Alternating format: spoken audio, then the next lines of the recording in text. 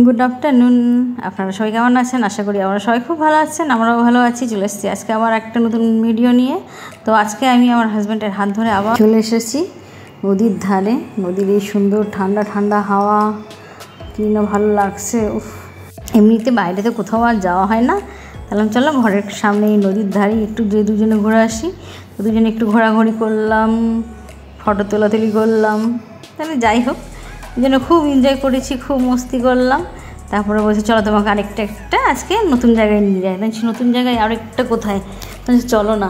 তখন ও আবার আমাকে হাত ধরে নিয়ে যাচ্ছে। তো নিয়ে যাচ্ছে আছি এতটা লম্বা পথ, আনছি আবার হাঁটবো। তো বলছে হ্যাঁ হাঁটতে হবে। ও আবার হাঁটতে হাঁটতে কী দেখতে পেয়েছে? জাহাজ দেখতে পেয়ে গেছে। ও বাবা, জাহাজ দেখে উনি আবার দাঁড়িয়ে গেছেন। উনি আবার একটু ফটো তুললেন, করলেন। সেই জায়গাটাতে আমাকে সে নিয়ে আসলো। ঠিক আছে, কোথায় এটা? কি সুন্দর। আমি তো গেলাম এখানে আটকে।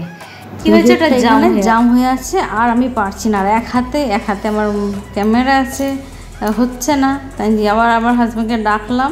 ও আবার এসে পরে গেটটা খুলে দিয়েছে। তারপরেই আমি আসতে পারলাম। তো যাই হোক ঢুকলাম, দেখি সত্যি খুব সুন্দর জায়গাটা। এর আগে কখনো আসিনি। তো এই যে আমাকে নিয়ে এসছে, নদীর ধারেই অতটাই আমি এসছি। ওখান থেকে উনি আমাকে বাড়ি নিয়ে চলে যেত, কখনো বলেনি এই জায়গাটা আসতে হবে। তো আমি ছেলেও আমার জানে না। এই প্রথম ফার্স্ট টাইম আমি এখানে এলাম। খুব সুন্দর জায়গা। উফ, দেখে তো মন ভরে যাচ্ছে। আর এত সুন্দর জায়গা, আর বাচ্চাদের এখানে নিয়ে আসলে তো খুবই ভালো হয়। ইস, আমার বাড়ি যদি আর একটুকু কাছে হতো, এই নদীর ধারে হতো, তাহলে তো আমি প্রত্যেক দিন সন্ধ্যাবেলায় বিকেলে এসে এখানে বসতামই থাকতাম। এত সুন্দর জায়গাটা, কিন্তু আমি যে এত দূর থেকে আসতে হয় ওইটা ভাবলে পরে একটু ভয় লাগে। কিন্তু ইস, যদি আমার বাড়িটা একটু কাছে হতো, এত সুন্দর জায়গা, ছেলেকে নিয়ে প্রত্যেক দিন আমি এখানে খেলতে আসতাম। ছেলেরও একটু মন ভালো হতো, ওরও খেলে। আর এই জায়গাটা দেখে, এই যে ছোটা ভীম, চুটকি, কৃষ্ণা, কালিয়া সবাই আছে, ওরও দেখলে এগুলো খুব ভালো লাগতো। বাচ্চাও খেলতো। তো আমার তো ভালোই লাগলো ওই জায়গাটা। স্লিপার আছে, দোলনা আছে। যাই হোক খুব ভালো লাগলো। আমার হাজব্যান্ড তো যে বসে গেছে, বলছে আমি আগে একটু বসে আগে এখানকার ভিউজটা দেখো তুমি। আর সত্যি খুবই সুন্দর, এত সুন্দর না এই নদীর ধারে। আর দূর থেকে সব জাহাজগুলো একসঙ্গে আসছে, একের পর এক আসছে তো আসছেই। আর আমি তো দেখে সত্যি দূর থেকে যে এত ছোট ছোট, আর সামনে এসে সত্যি এত বড়। আমার হাজব্যান্ড তো লাস্টে দাঁড়িয়ে পড়লো, দেখো স্নিগ্ধা কী আসছে দেখো। আর এই কী সুন্দর সুন্দর দেখুন, এই যে ছোটো ছোটো ফুলও হয়েছে। আবার এই ফুলগুলো দেখলাম, আমার হাজব্যান্ড আমার সামনে যে দেখছে।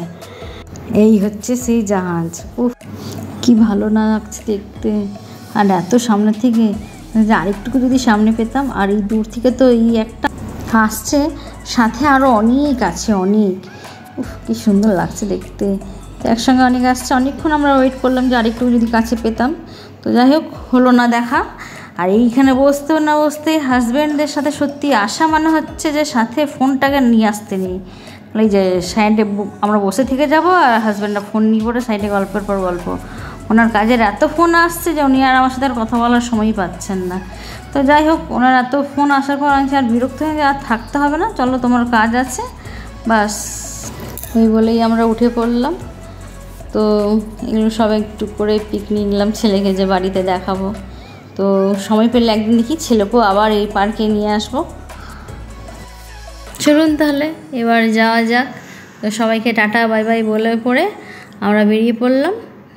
নেক্সট ভিডিওতে আপনাদের সাথে আবার দেখা হচ্ছে, অন্য কোনো ভিডিও নিয়ে, অন্য কোনো ব্লগ নিয়ে। এখনকার মতন টাটা।